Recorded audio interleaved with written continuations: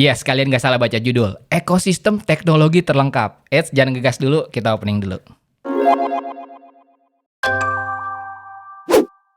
Di channel ini gue upload konten apapun yang gue suka, gadget, fotografi, desain, dan marketing. Suka dengan tema tersebut, subscribe dan nyalain lonceng notifikasi jadi nggak ketinggalan video berikutnya. Kalau kalian lihat video ini, most likely kalian tertarik dengan video gue yang membahas seputar ekosistem teknologi atau digital. Tapi just in case kalian belum lihat, linknya akan ada di kanan atas atau deskripsi. Jadi silakan tonton video tersebut setelah selesai menonton video ini. Oke, mungkin akan gue ulang sedikit aja apa yang dimaksud dengan ekosistem. Tentu aja dalam hal ini konteksnya adalah sebuah ekosistem teknologi dan gadget. Ekosistem adalah kumpulan beberapa gadget yang saling bersinergi dan berkomunikasi secara seamless untuk memudahkan pengguna dalam melakukan berbagai macam tasking, mulai dari entertainment, produktivitas, atau sesimpel untuk komunikasi. Pertanyaannya, kenapa kita harus masuk ke sebuah ekosistem dan benefit apa yang bisa diberikan oleh ekosistem tersebut? Well, naluri manusia adalah ingin mendapatkan kenyamanan dengan usaha yang sekecil-kecilnya. Yang kita inginkan adalah pada saat kita melakukan sesuatu, prosesnya harus sependek mungkin dengan durasi yang secepat mungkin. Nah, hal itulah yang diberikan oleh kumpulan gadget dalam satu ekosistem.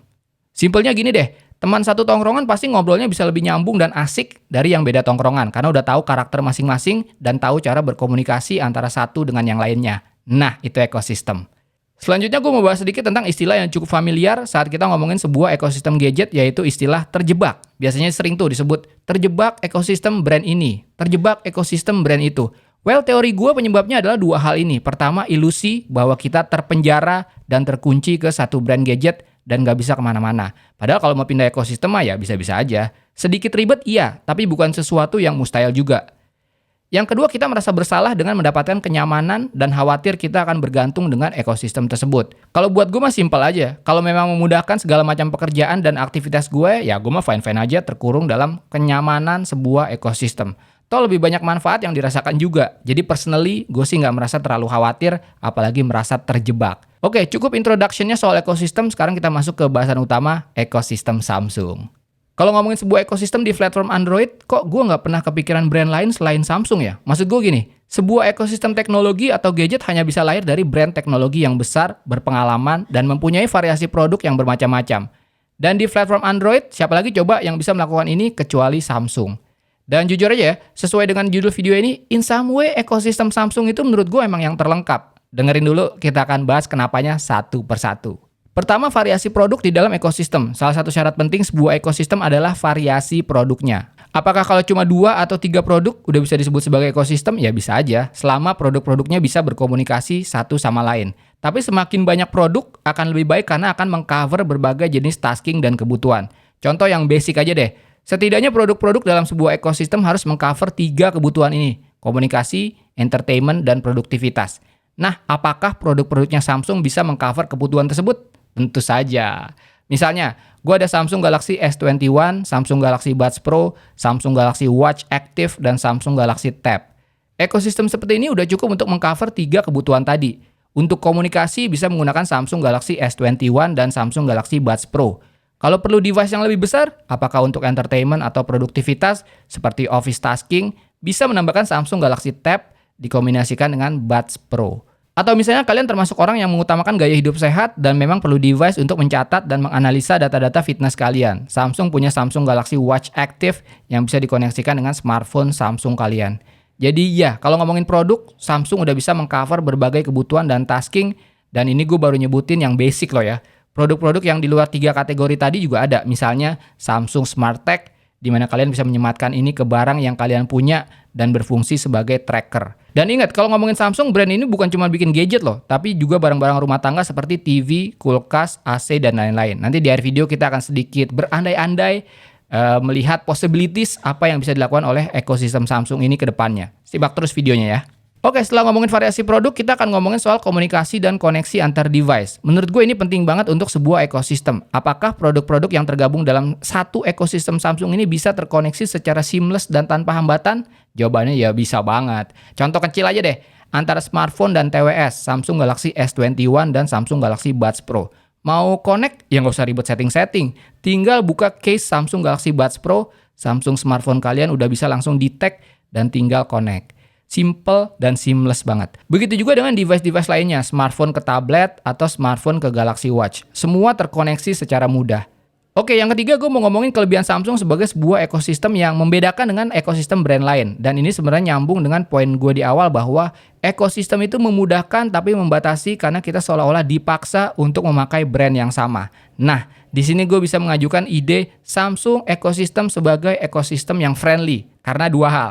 Pertama, Samsung terkoneksi dengan baik bukan hanya antar device-nya tapi juga device dari brand lain. Contohnya Windows melalui fitur Link to Windows. Menurut gue, Link to Windows ini fitur produktivitas yang sedikit underrated, padahal ini tuh krusial banget. Fakta bahwa kalian bisa connect smartphone kalian ke komputer manapun yang berbasis Windows dan koneksinya seamless, artinya ekosistem ini tuh lebih dari yang kalian bayangkan dan tentu aja lebih friendly dan gak eksklusif. Kedua, kenapa ekosistem Samsung ini lebih friendly? Karena masalah cost. Kalau di brand sebelah yang terkenal dengan harga device-nya yang mahal, kalau mau masuk ke ekosistemnya ya udah pasti tambah mahal. Tapi Samsung ekosistem ini cost-nya bisa menyesuaikan dengan kemampuan kalian. Contoh, kalian nggak harus pakai Samsung Galaxy S21 ini kalau mau merasakan Samsung Galaxy Buds Pro dengan koneksi yang seamless dan kualitas audio yang oke. Pakai Samsung Galaxy A52 seperti daily driver gue ini pun bisa-bisa aja. Berbagai varian produk yang berdasarkan segmentasi market ini membuat semua bisa merasakan enaknya ekosistem Samsung yang disesuaikan dengan kemampuan kalian. Friendly banget kan? Oke, kita udah ngomongin ekosistem Samsung dari sisi variasi produk, seamless connectivity, friendliness. Yang keempat, gue mau berandai-andai dan berteori tentang possibilities Samsung ekosistem ke depannya. Wah, ini seru nih, kita berandai-andai dulu. Gini, kalau ngomongin Samsung, udah pasti bukan cuma ngomongin gadget. Yang gak kalah terkenalnya justru produk-produk rumah tangganya. Contoh kecil aja deh, yang ada di rumah gue itu Samsung Smart TV. TV ini tuh udah nyambung ke HP Samsung gue. Mau kontrol apa-apa bisa dari HP. Perlu TV untuk menampilkan ke layar yang lebih besar di skenario produktivitas misalnya. Perlu lihat file kerjaan yang ada di HP, bisa pakai Smart View. Belum lagi fitur Samsung DeX, ini mantep banget lah. So, ada device-device Samsung yang berupa gadget, HP, tablet, jam, dan lain-lain. Dan ada yang berupa household electronics, seperti TV, mesin cuci, AC, kulkas, dan lain-lain. Kalian kebayang nggak kalau ini tuh bisa jadi sebuah ekosistem yang besar banget pada saat semuanya terkoneksikan secara seamless. Misalnya kalau kita mau menghubungkan TV, smartphone, dan watch dalam sebuah skenario ekosistem. Skenario olahraga misalnya. Kalian sedang olahraga di rumah, kalian bisa buka Samsung Health dari smartphone dan watch, lalu dihubungkan ke TV, kalian bisa menikmati mulai dari panduan gerakan hingga tampilan data dari sesi olahraga kalian. Smart refrigerator alias kulkas dan terhubung dengan smartphone kalian yang akan ngasih data apa barang-barang yang hampir habis di kulkas kalian. Apa yang harus dibeli, apa yang sebentar lagi habis masa kadaluarsanya, dan lain-lain. Gokil kan? Dan smart refrigerator Samsung yang namanya Family Hub ini memang produk resminya belum masuk Indonesia. Tapi buat kalian yang mau coba produknya, sudah tersedia displaynya di Samsung Multi Experience Store di Senayan Park. Atau kalau kita mau berandai-andai nih ya, ini bisa jadi sebuah possibilities ke depannya. Mesin cuci smart yang nyambung dengan Samsung Galaxy Buds Pro yang akan memberitahu kalian melalui suara pada saat cucian kalian udah selesai. Atau AC Smart Samsung yang connect dengan Samsung Galaxy Watch Active kalian yang akan mengukur kualitas tidur kalian lalu secara otomatis menyesuaikan temperatur kamar untuk mendapatkan kualitas tidur yang terbaik. The possibilities are endless dan menurut gue ini cuma bisa dicapai dari sebuah brand besar dengan rangkaian produk yang banyak seperti Samsung.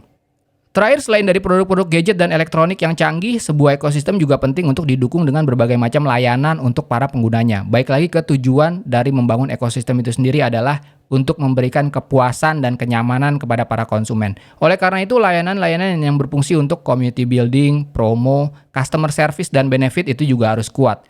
Dan sekali lagi harus gua acungi jempol bagaimana Samsung mengcover ini semua. Contoh deh, dengan Samsung Members saja kalian bisa mendapatkan keempat hal tadi di satu aplikasi. Mau berinteraksi dengan komunitas pengguna Samsung lain? Bisa. Sedekat mungkin dengan customer service, jadi kalau ada apa-apa nggak ribet lagi, bisa juga. Jadi yang pertama dan dapat info terbaru seputar produk dan acara dari Samsung udah pasti bisa. Tapi yang paling gue suka dan gue tunggu-tunggu udah pasti notifikasi Samsung Gift sih. Asli, ini gift dan promo-promonya tuh mantap-mantap banget. Gue sering banget makan es krim Häagen-Dazs gratis dan dapat potongan makanan yang menarik karena Samsung Gifts ini.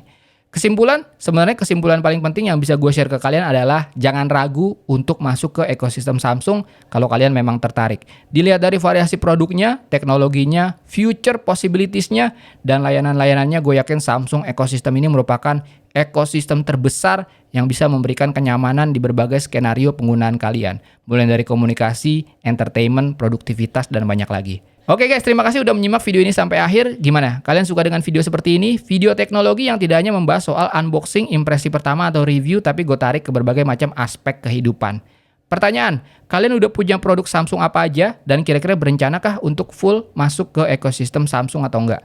Tulis di kolom komentar. Seperti biasa, klik like kalau kalian suka video ini. Jangan lupa komen dan share.